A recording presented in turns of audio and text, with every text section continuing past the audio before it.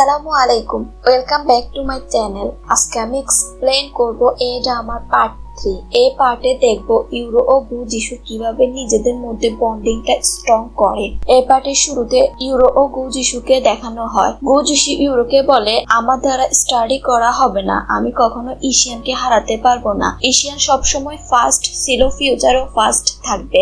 তখন ইউরো বলে, কে বললো তুমি তাকে হারাতে পারবে না? গু যিশু বলে, সবাই বলে, এমনকি মাও বলে। ছোটবেলা থেকে এটাই শুনে আসছি, আমি কখনো ইশিয়ানের মতো হতে পারবো না। তখন ইউরো বলে, আমি তোমাকে বিশ্বাস করি, তুমি ইশিয়ানের থেকে অনেক ভালো। তুমি জানো ইশিয়ান কতটা হার্ড ওয়ার্ক করে, কিন্তু তোমার কথা বলতে গেলে তুমি খুব একটা কঠোর পরিশ্রম করো না। তোমাকে কেউ স্টাডি করতে বাধ্য করেনি, যার কারণে তুমি স্টাডিতে মনোযোগ দাও না। কিন্তু তুমি অনেক স্মার্ট ও ইন্টেলিজেন্ট, ইশিয়ানের মতো নয়। তুমি খুব অল্পতে সবকিছু শিখে ফেলতে পারো। তখন গু যিশু খুশি হয়ে বলে, তুমি কি সত্যি আমাকে বিশ্বাস করো আমি ইশিয়ানের থেকে অনেক ভালো?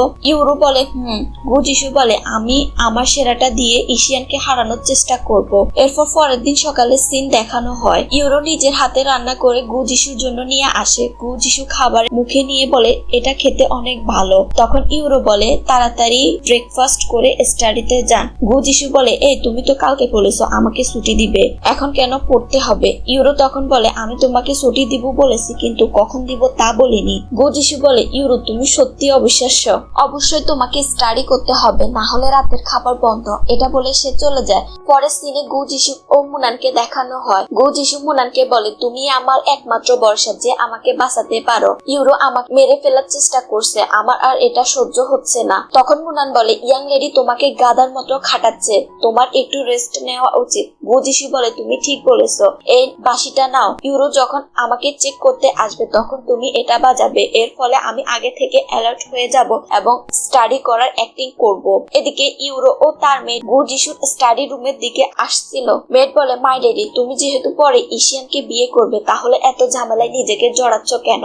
ইউরো তখন বলে, এটা আর কখনো বলো না। ইউরো বলে, আমি জানি তুমি আমার জন্য টেনশন করছো, আমরা সবসময় ভালো দিকটা চিন্তা করি না। গু যিশু ও ইশিয়ান দুজনে ডিফারেন্ট পারসন, কিন্তু গু যিশু ইশিয়ানের চেয়ে অনেক ভালো। তখন মেড বলে, মাই লেডি এই প্রথম আপনি কাউকে ইশিয়ানের থেকে ভালো বলেছেন। ইউরো তখন বলে, গু ফ্যামিলি আমার সাথে অনেক ভালো আচরণ করে, তারা আমাকে নিজের মেয়ের মতো ভালোবাসে, সবকিছু শেয়ার করে আমার সাথে। এসব দেখে আমার অনেক ভালো লাগে, আমি তাদের কাছে অনেক ঋণী। তাছাড়া মা বলেছে আমি যেন গু যিশুর খেয়াল রাখি এবং তার সাথে থাকি। এর মানে হলো তিনি আমাকে বলেছেন গু যিশুর সাথে সারা জীবন থাকতে এবং তার কেয়ার করতে। গু যিশু পড়াশোনা আগে এরকম ছিল না, সে মার্শাল আর্টের ট্রেনিং নিয়েছে। আমি শুধু এখন তাকে একটু হেল্প করছি যাতে সে এক্সামটা পাস করে। এক্সামটা পাস করুক, এক্সাম পাস করলে ম্যাডাম গু ও মাস্টার গু অনেক খুশি হবে। এরপর সে স্টাডি রুমে আসে। মুনান কিছু বলবে, ইউরো তখন ইশারা দেয় চুপ থাকতে। ইউরো রুমে আসলে দেখে গু যিশু পড়ছে।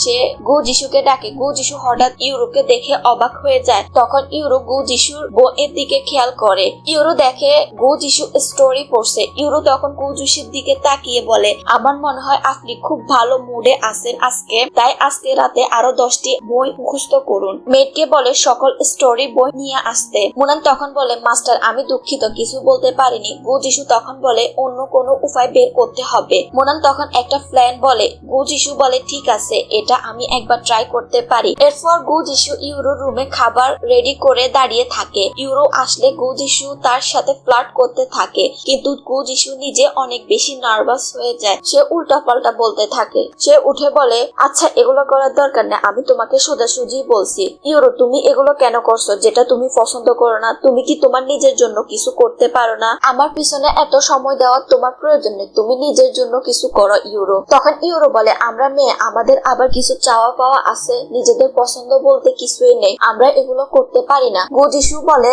আবারও মেয়ে, মেয়ে বলে কি তুমি কি কিছুই করতে পারবে না? এগুলো বাজে কথা। কেন সবসময় ছেলে ও মেয়েদের মধ্যে পার্থক্য করতে হয়? আমরা সবাই মানুষ, আমাদের নিজস্ব কিছু চাওয়া পাওয়া আছে, আমরা কেন অন্যের উপর ডিপেন্ড করব?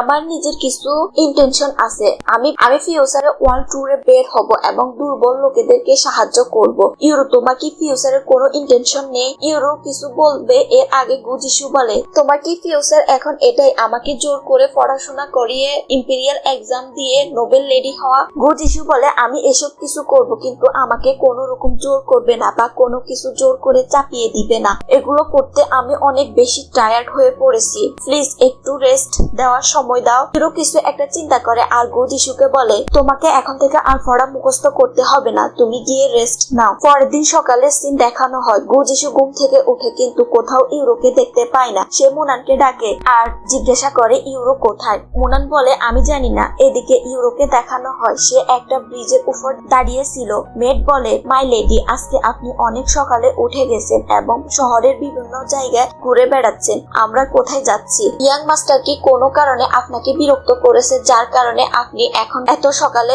ঘুরে বেড়াচ্ছেন? তখন ইউরোর গুজিসুর কথাগুলো মনে পড়ে যে গুজিসু কিভাবে বলেছে নিজের জন্য বাঁচতে এবং নিজের জন্য কিছু করতে। ইউরো উপর থেকে গু ফ্যামিলি ফেব্রিক শপটার দিকে খেয়াল করে এবং সে সেদিকে আসে। সে সেখানে এসে কাপড়গুলো গুনাগুন বলতে থাকে। তখন শপ ম্যানেজার বলে, আপনার কাপড় সম্পর্কে অনেক ভালো ধারণা আছে, আমার মনে হয় আপনি কাপড়ের উপর বিশেষজ্ঞ। ইউরো তখন বলে, আমি আমার মায়ের কাছ থেকে এগুলো শিখেছি। ম্যানেজার তখন বলে, ইয়াং লেডি, তাহলে আমি আপনাকে গু ফ্যামিলির অন্য শপগুলো ঘুরে দেখাবো। ম্যাডাম গু আমাকে আগেই বলে রেখেছেন আমি যেন সবকিছু আপনাকে ঘুরে দেখায়। এরপর ম্যানেজার সবকিছু ঘুরে দেখায়। ম্যানেজার তখন তাকে অ্যাকাউন্টিং রুমের সামনে নিয়ে আসে। ইউরো ভিতরে যেতে চায়। ম্যানেজার বলে, ইয়াং লেডি, অ্যাকাউন্টিং রুমের লোকগুলোর মেজাজ সবসময় খারাপ থাকে, তারা সবসময় হিসাব নিয়ে ব্যস্ত থাকে। কেউ যদি হঠাৎ করে চলে আসে তাহলে এটার ব্যাঘাত ঘটে এবং অনেক সমস্যা হবে, তাই আপনি সেখানে না গেলে ভালো হয়। তখন ইউরো ভিতরে না গিয়ে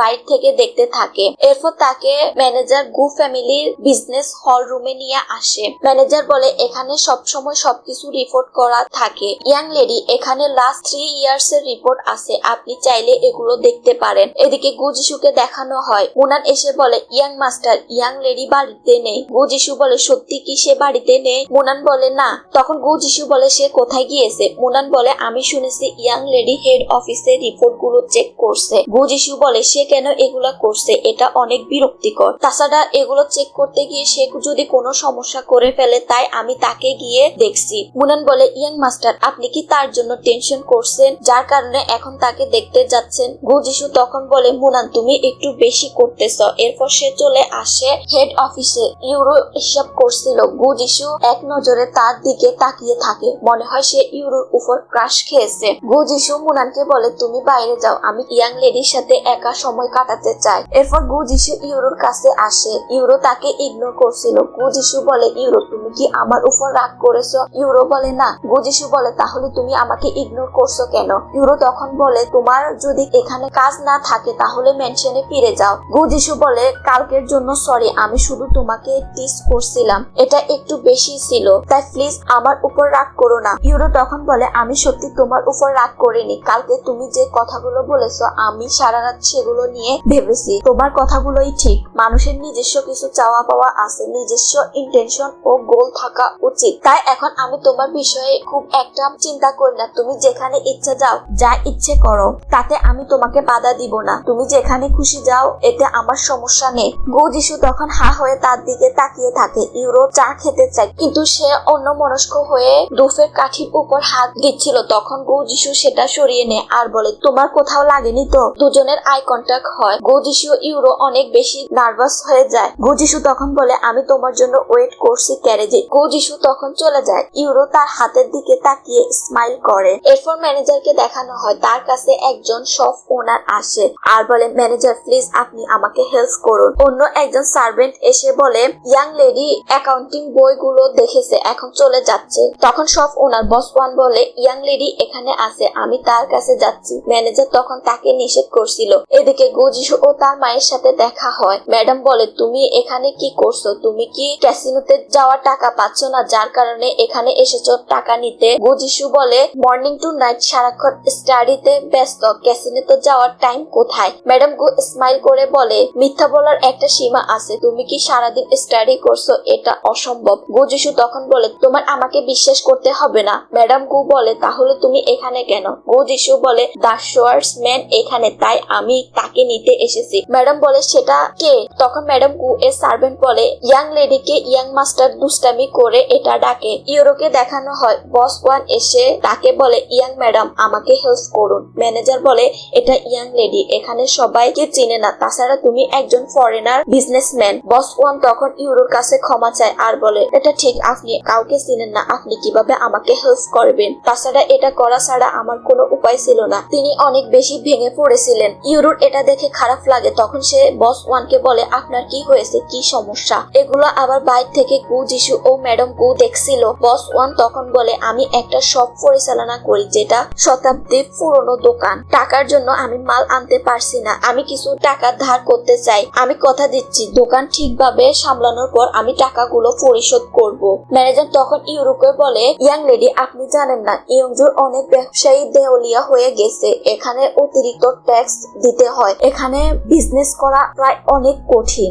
গু ফ্যামিলির ব্যবসাগুলো ঠিকভাবে চলছে কিন্তু তাদেরকেও ট্যাক্স পরিশোধ করতে হয়, এখনো কিছু ট্যাক্স বাকি আছে যেগুলো পরিশোধ করা লাগবে। এখন আমরা বস ওয়ানকে টাকা ধার দিতে পারবো না, যদিও তাকে দিই তাহলে গু ফ্যামিলির কিছু রুলস আছে সেগুলো মেনে তাকে টাকা ধার দিতে হবে। তিনি যদি কিছু বন্ধক রাখে তাহলে। ইউরো তখন বস ওয়ানকে জিজ্ঞাসা করে আপনার কি কিছু আছে যেটা বন্ধক দিয়ে আপনি টাকা নিতে পারেন? বস ওয়ান বলে আমার কাছে যা ছিল তা কমিশনার জিদুসি 2 বছর আগে বয়জাপ্ত করেছে। ম্যানেজার তখন দীর্ঘশ্বাস ফেলে বলে এই জিদুসি সত্যি অনেক বেশি উগ্র হয়ে গেছে এই বছরগুলোতে। ইউরো তখন বলে আমি আপনাকে টাকা দিতে পারি না কিন্তু আমি আপনাকে হেল্প করতে পারি আমার যৌতুকের গিফট গুলো দিয়ে, যেগুলো বন্ধক রেখে আপনি টাকা নিতে পারেন। তাই আমি আমার বিয়ের ও যৌতুকের গিফট গুলো আপনাকে দিচ্ছি। ম্যানেজার ও বস ওয়ান এটা নিতে নিষেধ করছিল কিন্তু ইউরো তখন ম্যানেজারকে বলে আমি যেটা বলছি আপনি সেটা করুন, গু ফ্যামিলি রুলস অনুযায়ী কাজ করুন এবং বস ওয়ানকে টাকা দিন। ম্যাডাম গু ইউরোর এই ডিসিশন দেখে অনেক খুশি হয়ে যায়।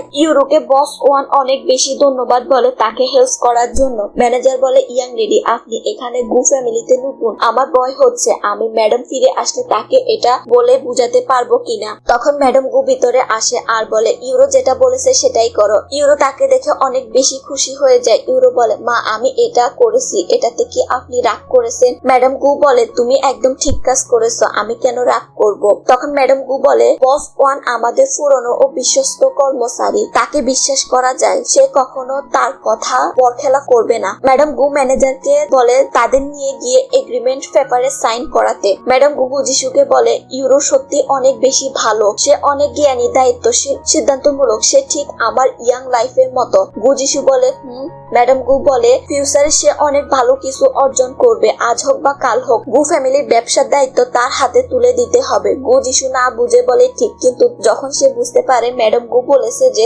সকল কিছু ইউরোর হাতে তুলে দিবে তখন সে বলে মা তাহলে আমার জন্য কি, তুমি সবকিছু যদি তাকে তুলে দাও। ম্যাডাম গু তখন তাকে ইগনোর করে আর বলে আমি এখন যেটা বলেছি তা ইউরোকে বলো না, সময় হলে আমি তাকে এটা বলবো। এরপর তিনি চলে যান। এদিকে ইউরো বস ওয়ান সাইন শেষ করে। বস ওয়ান ইউরোকে গ্রেটিং করে আর বলে আমাকে সাহায্য করার জন্য আমি আপনার কাছে সারা জীবন ঋণী থাকবো, আমি আপনার টাকা ঠিকভাবে পরিশোধ করব।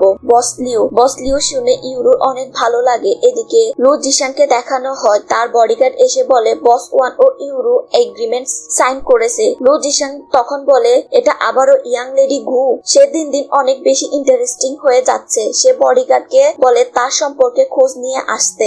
এদিকে গু যিশু ও ইউরোকে দেখানো হয়। ইউরো অনেক বেশি হাসছিল। গু যিশু তখন বলে এবার হাসা বন্ধ করো, আমি ঘুমাতে পারছি না। ইউরো তখন বলে তুমি কি জানো আজকে আমাকে বস ওয়ান কি বলেছে? গু যিশু তখন বলে কি বলেছে? ইউরো তখন বলে সে আমাকে বস লিউ বলেছে, যেটা আমার কাছে শুনতে অনেক বেশি ভালো লেগেছে। গু যিশু বলে বস লিউ ডেকেছে এর জন্য তুমি এত খুশি, তোমার যদি এটা পছন্দ হয় তাহলে আমিও তোমাকে বস লিউ বলে ডাকবো। ইউরো বলে ঠিক আছে। গু যিশু তখন ইউরোকে বস লিউ বলে ডাকতে থাকে। ইউরো অনেক খুশি হয়ে যায়। ইউরো বলে আমি সত্যিকারে বস লিউ হতে চাই, আমি ব্যবসা পরিচালনা করা শিখতে চাই। গু যিশু তখন বলে দিতে চাই তার মাঝে তার হাতে সবকিছু তুলে দিবে, কিন্তু যখনই ম্যাডাম গু এর কথা মনে পড়ে যে সে নিষেধ করেছে এটা ইউরোকে এখন বলতে, তখন সে আর বলে না। ইউরো বলে আমি যেটা করতে পছন্দ করি অবশ্যই আমি সেটা করব, ব্যবসা করে নিজের পায়ে দাঁড়াবো, অনেক টাকা ইনকাম করব, এখন থেকে আমার নিজের যেটা পছন্দ আমি সেটা করব, আর তুমি যেখানে খুশি সেখানে যেতে পারো, আমার কোনো সমস্যা নেই, এখন থেকে তুমি যেখানে খুশি সেখানে যেতে পারো, তোমার নিজের ডিসিশন নিজেই নিতে পারো। ইউরো বলে আমাদের ডিভোর্সের সিদ্ধান্ত নেওয়াটাই ঠিকই ছিল, ডিভোর্সের পরে তুমি তোমার জায়গায় ফিরে যাবে আর আমি নিজের পায়ে দাঁড়িয়ে বস লিউ হয়ে যাব। ডিভোর্সের কথা শুনে গু যিশু একটু মন খারাপ হয়ে যায়। সে তখন বলে আমার দেরি হয়ে যাচ্ছে, কালকে আমাকে একাডেমিতে যেতে হবে। পরের দিন সকালে গু যিশু একাডেমিতে যাচ্ছিল। ইউরো এসে বলে আমাকে নিয়ে যাও। গু যিশু ভাবছিল ইউরো তার জন্য এসেছে, সে তাকে একাডেমিতে পৌঁছে দিবে, কিন্তু ইউরো বলে পথে আমাকে শপে নামিয়ে দিও, আজকে আমার অনেক কাজ আছে। গু যিশু আর কি বলবে, সে ক্যারেজে উঠে রেগে এক পাশে বসে থাকে। ইউরো তখন বলে কি হয়েছে গু যিশু, কিন্তু গু যিশু কিছুই বলে না। ইউরো তখন রিপোর্ট গুলো চেক করতে থাকে। সে বাইরের দিকে তাকিয়ে একটা শপ দেখে আর কিছু বিজনেসের আইডিয়া বলতে থাকে। গু যিশু শুধু তার দিকে তাকিয়ে থাকে। এদিকে একাডেমির সিন দেখানো হয়। এশিয়ানকে জুনিয়র স্টুডেন্টরা গেটিং করছিল, তখন সেখানে গু যিশু ও ইউরো আসে। ইউরো ও গু যিশু কথা বলছিল, তখন এশিয়ান আসে। ইউরো তার দিকে তাকায়। এশিয়ান ইউরোকে বলে আমি কি তোমার সাথে কথা বলতে পারি। ইউরো গু যিশুর দিকে তাকায়। গু যিশু তখন বলে তুমি যেতে পারো, সমস্যা নেই, এটা আমার পারমিশন নেওয়ার দরকার নেই। এশিয়ান ও ইউরো একসাথে কথা বলতে এক পাশে চলে আসে। গু যিশুর মুখের এক্সপ্রেশন চেঞ্জ হয়ে যায়। সে খুব জেলাস ফিল করছিল ইউরোকে এশিয়ানের সাথে দেখে। সে মুনানকে বলে তারা কি বলছে সেটা গিয়ে শুনে আসো। এশিয়ান ও ইউরোকে দেখানো হয়। এশিয়ান ইউরোকে বলে তুমি গু ফ্যামিলিতে কেমন আছো, তারা কি তোমাকে কষ্ট দিচ্ছে। গু ফ্যামিলি ধনী হতে পারে, কিন্তু কারো মতের বিরুদ্ধে গিয়ে জোর করে কাউকে বিয়ে দিতে পারে না। ইউরো তখন বলে চিন্তা করবেন না, আমি ঠিক আছি, গু ফ্যামিলির সাথে আমার বিয়েটা জোর করে হয়নি, এটা একটা মিসআন্ডারস্ট্যান্ডিং, এখন আমরা ঠিক আছি। ইউরো এশিয়ানকে বলে আপনাকে কংগ্রাচুলেশন ইম্পেরিয়াল এক্সামে ফার্স্ট হওয়ার জন্য। তখন এশিয়ান তাকে কংগ্রাচুলেশন করে নতুন জীবনের জন্য। এরপর ইউরো চলে আসে।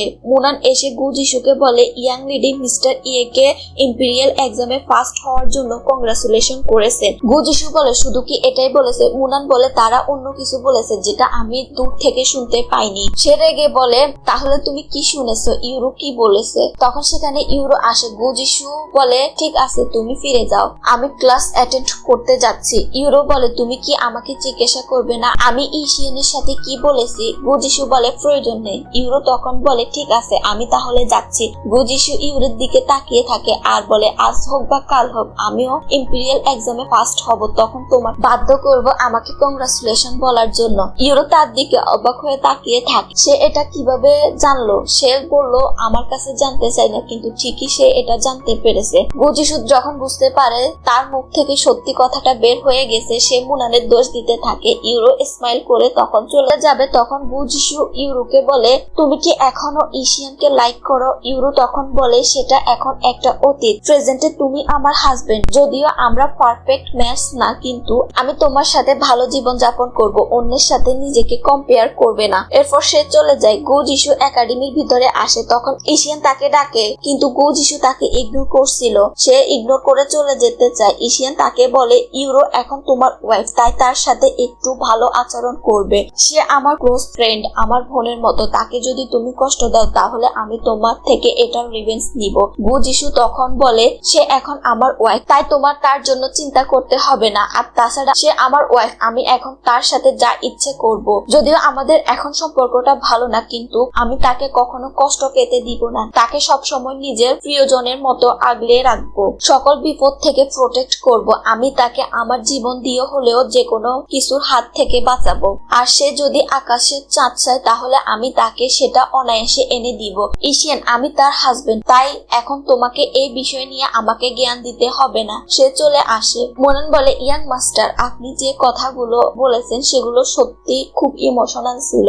আপনি কি ইয়াং লেডির উপর ক্রাশ খেয়েছেন যার কারণে তাকে প্রোটেক্ট করতে চান। গু যিশু তাকে চুপ করতে বলে। এরপর একাডেমির ভিতরে সিন দেখানো হয়। গু যিশু বসে বসে ইউরোর কথা চিন্তা করছিল। সে ইউরোর প্রেমেই পড়ে গেছে। ক্লাসের সকলে তাকে দেখে হাসছিল, কিন্তু গু যিশু সেদিকে খেয়াল নেই। মাস্টার ও গু যিশুকে খেয়াল করে। সে অন্যদিকে তাকিয়ে আছে। মাস্টার গু যিশুকে ডাকে, কিন্তু গু যিশু সেটা শুনতে পাচ্ছিল না। তার ফ্রেন্ডরা তখন তাকে ডাকে আর বলে মাস্টার তোমাকে ডাকছে। মাস্টার তখন তাকে বলে আমি যে কবিতাটা আবৃত্তি করেছি তুমি সেটা বলো, না পারলে তোমাকে কবিতাটা 20 বার কপি করতে হবে। কিন্তু গু যিশু সুন্দর করে সে কবিতাটা আবৃত্তি করতে থাকে। গু যিশু ফ্রেন্ডরা অবাক একে অন্যের দিকে তাকিয়ে তাকিয়ে বলে সত্যি ইউরো মনে হয় তার উপর অনেক বেশি টর্চার করছে, যার কারণে সে এত কষ্ট করে স্টাডি করছে, পড়াটা মুখস্থ রেখেছে। ক্লাসের সবাই তখন বলতে থাকে আজকে সূর্য কোন দিকে উঠলো। মাস্টার গু যিশুর কবিতা শুনে অনেক খুশি হয়ে যায়। এদিকে ইউরো ও ম্যাডাম গুকে দেখানো হয়। ম্যাডাম গু বলে একটা বড় বিজনেস ডিল এসেছে, এটা আমি তোমাকে সামলানোর জন্য দিতে চাই। ইউরো বলে আমি মাত্র ব্যবসা পরিচালনা করতে শিখেছি, আমি কিভাবে এই ডিলটা সামলাবো, আমার মনে হচ্ছে না আমি এটা ঠিকভাবে করতে পারবো। ম্যাডাম গু তখন বলে আমি তোমাকে জোর করব না, তুমি চাইলে এটা করতে পারো, না করলেও সমস্যা নেই। তখন ইউরো বলে ঠিক আছে, আমি এটা একবার চেষ্টা করে দেখি। এরপর সে ব্যবসায়ীর সাথে কথা বলতে আসে, যার সাথে ডিল করবে সে হলো ইয়াং মাস্টার জো। মিস্টার জো ইউরোকে ম্যাডাম গু ভাবছিল।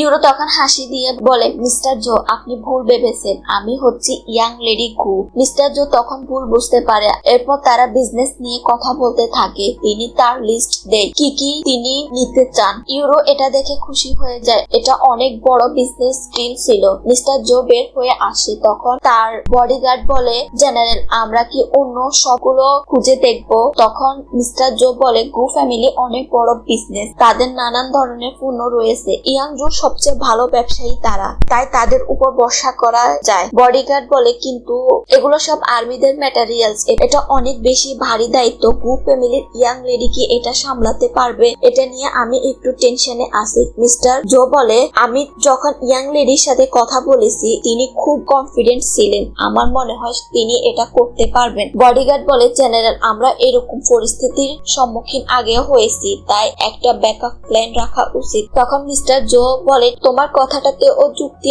আছে, তাই ঠিক আছে আমরা কালকে অন্য সবগুলো ঘুরে দেখবো। এদিকে ইউরো ম্যানেজারকে ডাকতে পাঠিয়েছিল। মেড বলে ইয়াং লেডি তারা কেউ আসেনি। ইউরো তখন আপসেট হয়ে বলে তারা আমাকে ছোট ভাবছে, তারা মনে করছে যে আমি হয়তো ব্যবসার কিছুই বুঝি না, তারা আমার থেকে অনেক বেশি অভিজ্ঞ, আমি ছোট একজন মানুষ, তাই তারা ইগনোর করছে। সমস্যা নেই, আমি তাদেরকে ম্যানেজ করে নিব। কালকে গিয়ে আমি সবাইকে আবারও জিজ্ঞাসা করব তারা কি এই কাজটা করবে কি না। মেড বলে ইয়াং লেডি তারা এটা করতে অনিচ্ছুক, তুমি যদি তাদেরকে এটা করার জন্য জোর দাও তাহলে এতে হিতে বিপরীত হতে পারে। ইউরো তখন বলে যে কোনো একটা উপায় খুঁজে বের করতে হবে তাদেরকে ম্যানেজ করার জন্য। এরপর সকলকে দেখানো হয় ডিনার করছিল। ম্যাডাম গু ইউরোকে বলে আজকে ডিলটা কেমন ছিল। ইউরো তখন হেজিটেট করে বলে ঠিক ছিল। মাস্টার গু তখন বলে সত্যি ইউরো অনেক ভালো। ম্যাডাম গু বলে এতদিন আমি চিন্তিত ছিলাম ব্যবসাটা কে সামলাবে, যাই হোক এখন আমার চিন্তা করতে হবে না, একজন এসে গেছে ব্যবসাটা সামলানোর জন্য। তারা দুজনে ইউরোকে অনেক বেশি কেয়ার করছিল। গু যিশু মন খারাপ করে তাদেরকে দেখছিল আর গু যিশু মন খারাপ করে খেতে থাকে। এরপর গু যিশু স্টাডি করছিল। ইউরো আসে কিন্তু গু যিশু তাকে ইগনোর করছিল। ইউরো তখন বলে ইদানিং তুমি অনেক বেশি কঠোর পরিশ্রম করছো, এটা কেন করছো, এটার পিছনে কি কারণ আমি কি জানতে পারি। গু যিশু বলে এটার পিছনে একটা কারণ আছে কিন্তু আমি কেন তোমাকে বলবো, তুমি কি তোমার কোনো কিছু আমার সাথে শেয়ার করো। ইউরো তখন বলে আজকে একজন ব্যবসায়ী এসেছে ইউজো থেকে, তার লিস্ট দেখে মনে হচ্ছে এটা কোন আর্মি ক্যাম্পের জন্য, আমি যদি কাজটা সঠিকভাবে করতে পারি তাহলে আমি অনেক টাকা ইনকাম করতে পারবো আর খুব তাড়াতাড়ি বস লিও হয়ে যাব। গু যিশু তখন বলে তুমি কি ডিলটা করতে পেরেছো। ইউরো বলে এখনো না। গু যিশু বলে তাহলে তুমি কিভাবে বলছো তুমি খুব তাড়াতাড়ি বস লিও হয়ে যাবে। ইউরো তুমি কি মনে করো বিজনেস সামলানো এতটাই সহজ, আমি তোমাকে কিছু কথা বলছি যেগুলো মনোযোগ দিয়ে শোনো। সে তখন বলে গ্রাহকদের মন পরিবর্তনশীল, তারা যে কোনো সময় তাদের মত চেঞ্জ করতে, তুমি যদি ডিল করো কিন্তু সঠিক সময়ে পণ্যগুলো তাদেরকে ডেলিভারি দিতে না পারো তাহলে তোমাকে উল্টো তাদেরকে পে করা লাগবে, এতে তোমার অনেক লস হবে। তুমি ডিল না করা পর্যন্ত এটা এরকমই থাকবে, তাই তুমি এটা সব সময় খেয়াল রাখবে, বিজনেসটা কেয়ারফুলি করবে। গো যিশু তখন ইউরোকে বলে তুমি যেহেতু ডিলটা করতে পারো তাই এটার আশা ছেড়ে দাও। ইউরো তখন বলে তুমি কি আমাকে টেস্ট করছো, আমি এটার জন্য অনেক বেশি হার্ড ওয়ার্ক করব আর এই ডিলটা কনফার্ম করব। গো যিশু তখন টেস্ট করে বলে কনফিডেন্ট থাকা ভালো। ইউরোর এটা শুনে খারাপ লাগে, তখন সে বাইরে চলে আসে। ইউরো বাইরে এসে কান্না করতে থাকে। গো যিশুর পিছনে আসে। গো যিশু বলে তুমি কান্না করছো কেন। ইউরো তখন বলে আমার আসলে নিজের উপর কনফিডেন্ট নেই, আমি কি এই কাজটা করতে পারবো কিনা, আমি যদি এই কাজটা ঠিকভাবে করতে না পারি তাহলে আমাকে পে করা লাগবে। এতে গু ফ্যামিলির অনেক ক্ষতি হবে। গু যিশু তখন বলে সমস্যা নেই, গু ফ্যামিলির অনেক টাকা আছে, সেখান থেকে এটা পে করা যাবে। ইউরো তখন বলে তাছাড়া ম্যানেজার ও কর্মচারীরা আমার কথা শুনছে না, আমি ছোট বলে তারা আমাকে কোনো রকম হেল্প করতে চায় না। গু যিশু তখন বলে তাহলে তুমি মাকে সত্যটা বললে না কেন? ইউরো তখন বলে আমি যদি এটা মাকে বলতাম তিনি তাদেরকে গিয়ে কথা শোনাতো, এটা আমার কাছে অনেক বেশি অপমানের। আমি নিজের যোগ্যতায় তাদের মন জয় করতে চাই এবং তারা যেন নিজের ইচ্ছায় আমাকে কাজে হেল্প করে। গু যিশু বলে তোমার তো অনেক বেশি চাওয়া পাওয়া। ইউরো বলে আমার এটাই চাওয়া পাওয়া, এর থেকে বেশি কিছু না। গু যিশু বলে আমি জানি তুমি নিজেকে প্রমাণ করার চেষ্টা করছো, তুমি মাকে হতাশ করতে চাও না, এই জন্য তুমি স্ট্রং হওয়ার অ্যাক্টিং করছিলে। তখন সমস্যা নেই, তাছাড়া তোমার প্রতি আমার বিশ্বাস আছে, তুমি বিজনেসটা ঠিকভাবে সামলাতে পারবে। তুমি একটু নার্ভাস যার কারণে সব গুলিয়ে ফেলছো, তোমার মাথায় কিছু আসছে না, তুমি কিভাবে এটা সলভ করবে। ইউরো তখন বলে তুমি এটা কিভাবে বুঝতে পারলে আমার এরকম ফিল হচ্ছে? গু যিশু বলে আমি জানি, আমি এগুলো বুঝতে পারি, এরকম আমার সাথেও হয়েছে। গু যিশু বলে আমি তোমাকে কথা দিয়েছি ইম্পেরিয়াল এক্সামে ফার্স্ট হব, আমি এটা করতে পারবো কিনা এটা নিয়ে অনেক টেনশনে আছি, আমার অনেক ভয় হচ্ছে, আমি তোমাকে দেওয়া প্রমিসটা রাখতে পারবো কিনা। ইউরো তখন বলে তুমি এত বেশি হার্ড ওয়ার্ক স্টাডিতে ফোকাস করছো আমার জন্য তুমি ভয় পাচ্ছ, তুমি যে আমাকে প্রমিস দিয়েছো এটা রাখতে পারবে না, এর জন্য। ইউরোর এই কথা শুনে গু যিশু অনেক বেশি নার্ভাস হয়ে যায়। গু যিশু নিজেকে সামলিয়ে নিয়ে বলে চলো আমরা একটা বাজি ধরি, যে আগে তার লক্ষ্যে পৌঁছতে পারে, যে আগে তার লক্ষ্যে পৌঁছতে পারবে সে ডিভোর্স দিতে পারবে। ইউরো ডিভোর্সের কথা শুনে মন খারাপ হয়, কিন্তু সে বলে ঠিক আছে আমিও বাজি ধরছি, আমি যত দ্রুত সম্ভব বস লিও হব। গু যিশু তখন বলে সমস্যা নেই, তুমি আস্তে আস্তে টাকা ইনকাম করে বস লিও হও। ইউরো তখন বলে তুমিও আস্তে আস্তে পড়াশোনা করো যাতে করে তুমি ইম্পেরিয়াল এক্সামে ফার্স্ট হতে পারো। গু যিশু বলে তুমি ইনকাম করতে করতে অনেক দেরি হয়ে যাবে। ইউরো বলে তুমি কি আমাকে টেস্ট করছো, আমি এটা করতে পারবো না। গু যিশু তখন বলে আমি পুরো ইংজো কিছুই ভয় পাই না, শুধু তোমাকে ছাড়া, তুমি তো দ্য শোয়ার্সম্যান। ইউরো এটা শুনে হেসে দেয়। গু যিশু তখন বলে যা হোক এবার একটু হাসলে, এতক্ষণে তোমার কান্নাটা থামলো, আমি ভেবেছি তুমি সারাক্ষণ কান্না করে যাবে, তুমি কান্না করলে অনেক বেশি বিরক্তিকর লাগে, আমি অনেক ভয় পেয়েছিলাম যে সারা রাত তুমি এইভাবে কান্না করবে। আর এর মাধ্যমে দুজনের বন্ডিংটা অনেকটা স্ট্রং হয়। আর এর মাধ্যমে এই পার্টটি শেষ করছি। ভিডিওটি যদি তোমাদের ভালো লেগে থাকে তাহলে একটা লাইক করো, চ্যানেলটা সাবস্ক্রাইব করে পাশে থেকো, আর কমেন্টে জানিও পরের পার্টটি দেখতে চাও কিনা।